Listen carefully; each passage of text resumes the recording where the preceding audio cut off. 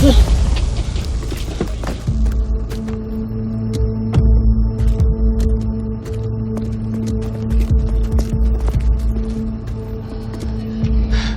ka lang.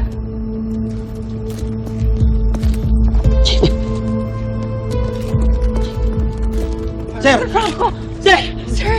Isa! Buti po nandiyan kayo. Akala po namin mamamatay na kami. Tamang-tami dating niyo, sir. Tara. Sige lang ba? Okay na. Okay na.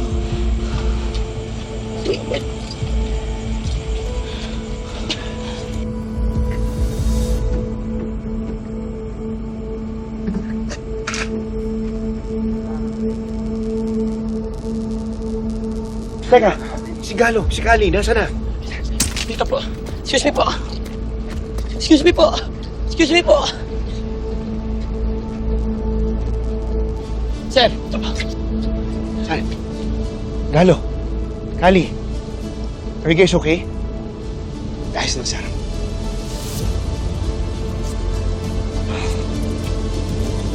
Ikaw, Jay. Ayos na po, sir.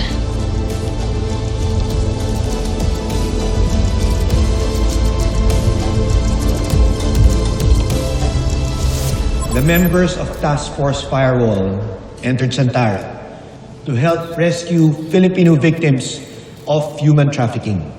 Unfortunately, they were arrested. As of today, they survived another assassination attempt while under police custody. We are now working closely with the Santaran authorities to further investigate everyone responsible. We are asking both governments to continue working together until every Filipino victims are home safe. If you have further questions, I direct you to the Philippines Undersecretary of Communication, Madam Stella Olivares.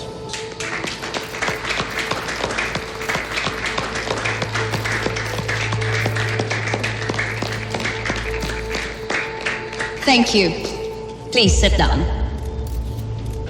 Frankly, I was not surprised by the bravery that was shown by Task Force Firewall, because they have proven again and again that there are Filipinos willing to risk their lives for their countrymen. Bilang kinatawan ng pamahalaan, gagawin ko ang lahat para mabigyan ng buong suporta ang Task Force Firewall. At hindi kami titigil hanggat hindi ligtas ang bawat miyembro ng Task Force Firewall, ang tagapagtanggol ng mamamayang Pilipino laban sa cybercrime.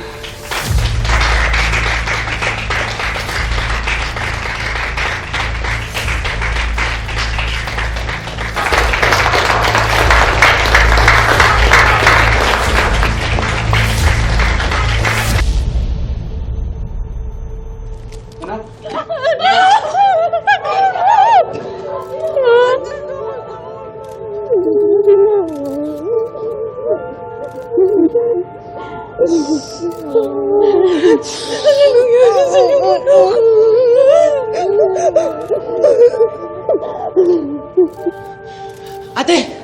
Ate! Ate! Oh my God! Huwag ka lang! Ate! Nagsayaw ka na! Ate! Ate! Dahil sa aksyon ng Cybercrime Division ng PBI, ang Task Force Firewall, mahigit 100 Pilipino na biktima ng human trafficking ang nakauwi na ngayon sa bansa.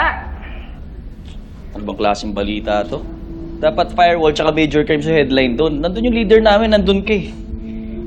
Ano palang nangyari dun sa lakad mo sa Santara? Nagkabalikan na ba ni Isa? Po, kung nagkabalikan kami ni Isa, edi sana siya yung nandito, hindi ikaw. So, ibig sabihin, wala pala epekto yung pagsunod-sunod mo dun sa Santara. Paano? Yung may eksena yung hacker. Tagal na pala kasing may gusto kay Isa.